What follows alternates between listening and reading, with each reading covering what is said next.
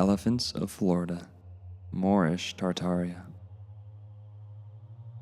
This presentation will cover the possibility of elephants being indigenous to Florida and the Americas, as well as their possible Moorish origins.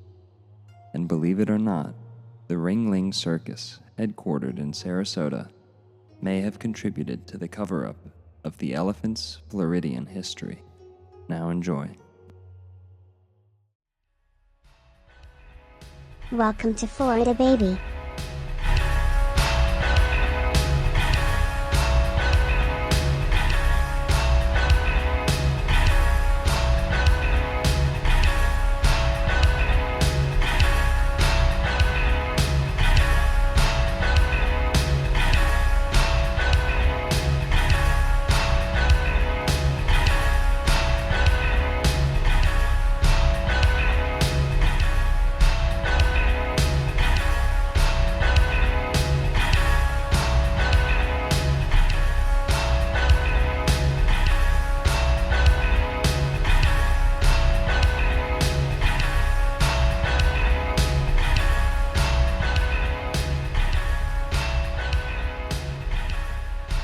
Introducing Dr. Narco Longo.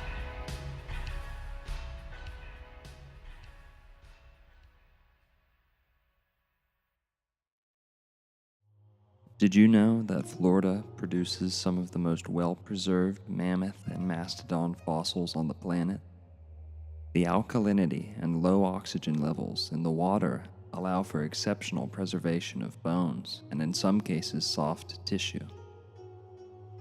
As a result, Florida also produces a higher overall number of bones, many belonging to the elephant family. Unlike fake dinosaur fossils, which are found in tiny fragments in the confines of million-dollar dig sites, bones belonging to the elephant family are routinely found completely intact all across the state by amateurs and experts alike. The Colombian mammoth and the American mastodon are allegedly the two most recent members of the elephant family to inhabit Florida, and Florida is where they survived the longest in the U.S., perhaps going extinct only 7,000 years ago. Contrary to popular belief, these American creatures were generally smaller than our modern elephants. Today, most people don't know how substantial the variation between modern elephant species is. For example, both male and female African elephants grow tusks, but only male Asian elephants can grow tusks. Their ears are unlike each other's, and their trunks function in two separate ways. The skull shape and overall skeletons of different elephant species are also very, very different. Such differences are not at all comparable to racial or geographical variation in humans. These animals could easily be classified as separate species than elephant. What I'm getting at is this. If the Colombian mammoth or American mastodon were alive today, they would be labeled Colombian elephant and American elephant. It is also safe to say these animals had a level of body hair comparable to modern elephants. But I remind you, nobody alive today has ever seen either of them. These animals are given exotic and complicated names to obscure their overall likeness to modern elephants.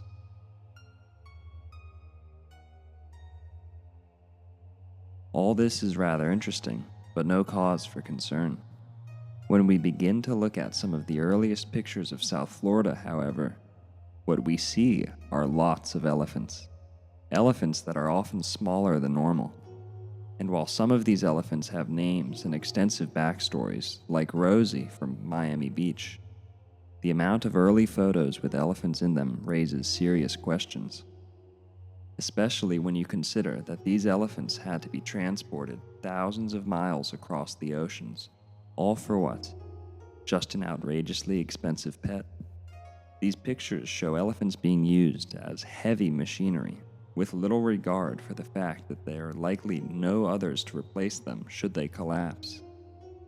If you spent such resources on an exotic trophy and shipped it halfway around the world, would you really use it for physical labor? I understand it's what they're designed for, but it just doesn't make sense to treat a one-of-a-kind animal so expendably. This brings us to the circus. More specifically, the Ringling Brothers Circus. It was with them that elephants became a staple of circus shows.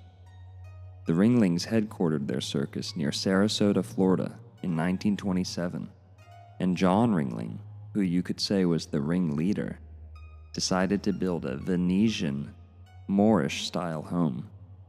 He would name it Ca des Ans, House of John in Venetian. His mother was French and his father German, so why the sudden affinity for Venetian language and Moorish architecture?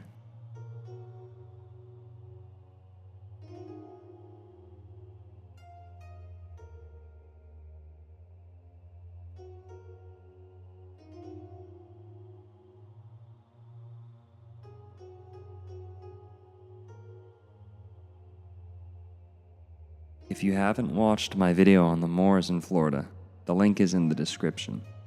It is my opinion that the Moors of Spain either escaped to Florida shortly around the time of their expulsion from the Iberian Peninsula in 1492, or possibly retreated to existing Moorish strongholds in Florida and the Americas. The Seminole tribe of Florida are the likely descendants of these Moors, having been persecuted first by the genocidal Spanish Catholic conquistadors, then by the British colonizers, and lastly by the robber baron industrialists of post-Civil War America. This is why Moorish architecture can be found throughout Florida. This brings us to my second possible reason for the presence of elephants in early Florida. If we have both Moorish architecture and Moorish-descended peoples present in Florida, it is not ridiculous to think we should find Moorish animals, such as the elephant. The Moors descend from the Berbers, who descend from the Carthaginians, who were just one colony of the Phoenicians. These Phoenicians transported elephants across the sea many times over the course of 2,000 years. These elephants being transported to areas they were not native to were used both in war and for labor. So, if they did it then, it's very possible that they could have gotten some to the Americas. These would not have been able to run feral like other animals, and thus not establish a wild population. They would remain in the possession of the Moors for hundreds of years until Tartarian Florida was dealt its final blow, the completion of the Florida East Coast Railway by Standard Oil co-founder Henry Flagler. Flagler was the partner and best friend of oil tycoon John D. Rockefeller.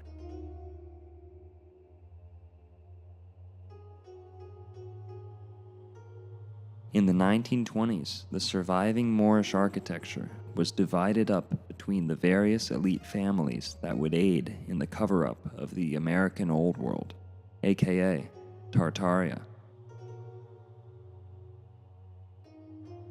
Elephants, be they native or imported by the Moors, were likely part of the booty. The Ringling Circus served as the perfect method for disposal of these inconvenient relics. This also explains John Ringling's Moorish home with a Venetian name, as Venetian was the common language of the Mediterranean Sea during the late Roman period. All seafarers leaving the Mediterranean during this time would be familiar with the Venetian language. Venetian descends from Phoenician. If you haven't watched my video on Finland and the Phoenicians, the link is in the description. One last note. Considering how sought after ivory was, ivory harvesting was likely a driving factor in the cover-up of American elephants.